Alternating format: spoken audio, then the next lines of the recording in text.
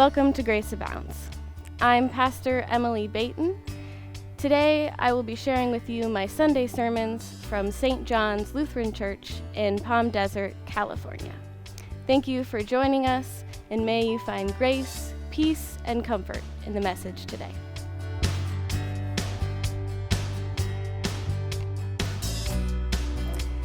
Between our first reading and the gospel for today, we get a glimpse into the lives of two very important people in the Christian church. Saul, who would become known as Paul, and Simon Peter. By all accounts, these are very different men, different backgrounds, professions, and faith journeys. Yet they have something in common. They both had encounters with Jesus that would fundamentally change them, even their names. Encounters that would leave them asking, who is this being before me? And what does that mean for who I am now?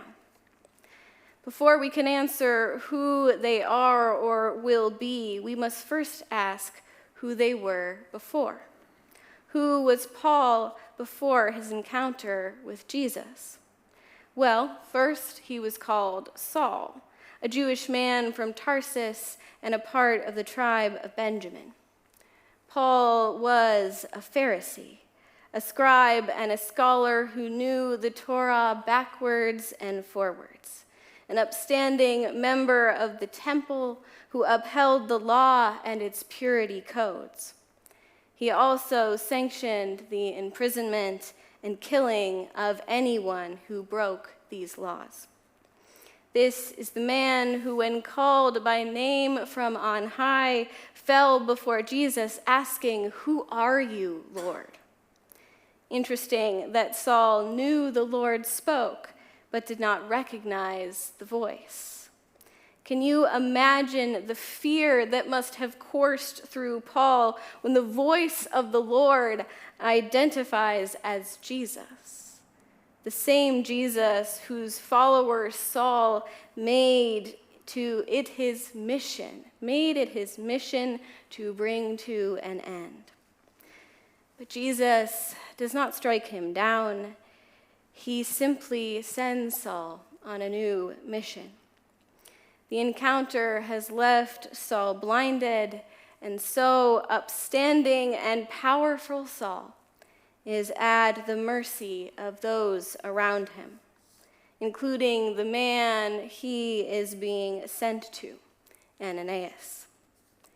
Now, when God calls Ananias by name, he answers, "Here I am, Lord." Ananias, recognizing whose presence he speaks because he is already a disciple of Jesus.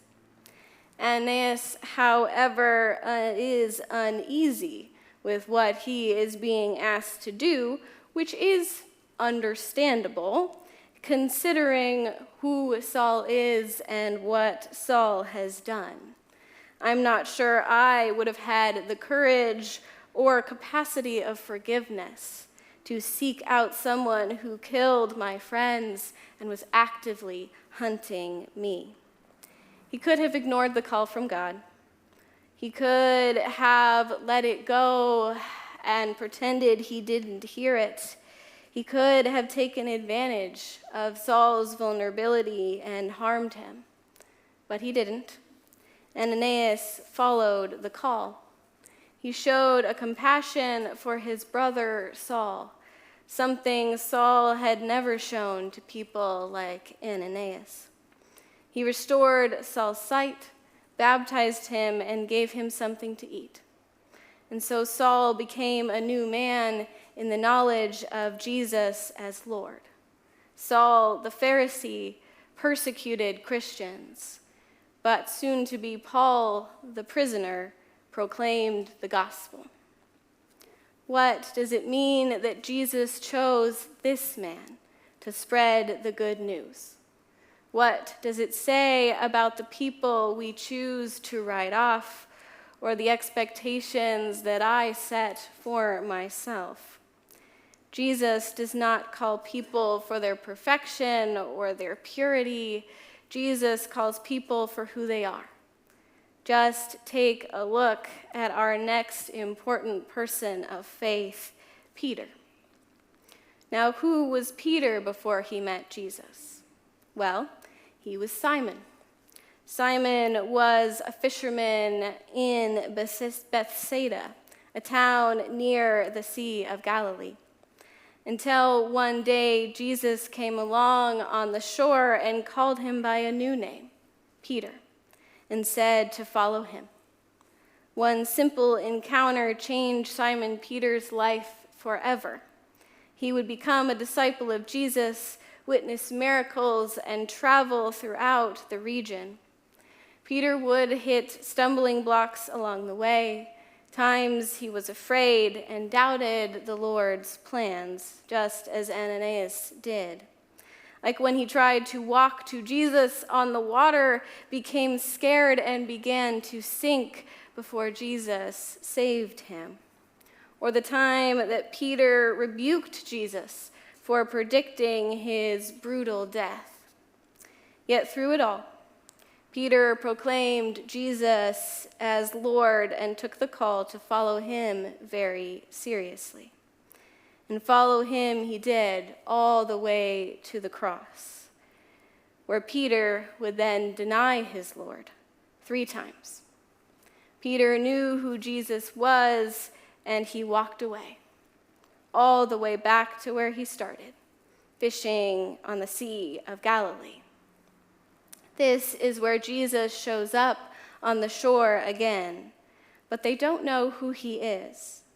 Peter has to be told that his Lord has come, and even so, when he knows the Lord again, he jumps into the waves to get to Jesus, just like Peter, to throw himself all in. The man who changed Peter's life forever was at the shore, and he had to get to him, the one who made him a fisher of people. But something is still not quite right, because Jesus keeps asking him, "Simon, do you love me?" 3 times Jesus does this, and it is Peter who responds 3 times, "Yes, Lord, you know I love you." And with that final assertion, Simon is restored to Peter, the rock on which the church is built. What does it mean that Jesus chose Peter over and over again? How many chances do we give those who have lost their way? How many chances do I give myself? No matter how many times we lose ourselves, Jesus knows who we are. Many, many years ago, Jesus saw 2 men, each walking on a path away from Jerusalem, a path that would lead them away from their calling. Jesus made himself known and changed them, redeemed them and made them righteous again, renaming them into who they are and who they were created to be. And in turn, they named Jesus as Lord. It was in knowing Jesus that they could stand in who they are now. When Jesus calls us by name, he calls all of us, every single part of us, every part of you, every part of me. The parts that I am ashamed of, the parts that I take pride in. And when that call comes, may we all have the courage to say, "Here I am, Lord." Amen. Thank you for listening. Each week's episode is edited by Nick Cox with music by St. John's Worship Band. This week's sermon is by me, Pastor Emily Baton. Make sure to subscribe, and if you would like to know more about St. John's mission to know Christ and make Christ known, please visit our website at stjohnslutheran.church. May God be with you this day.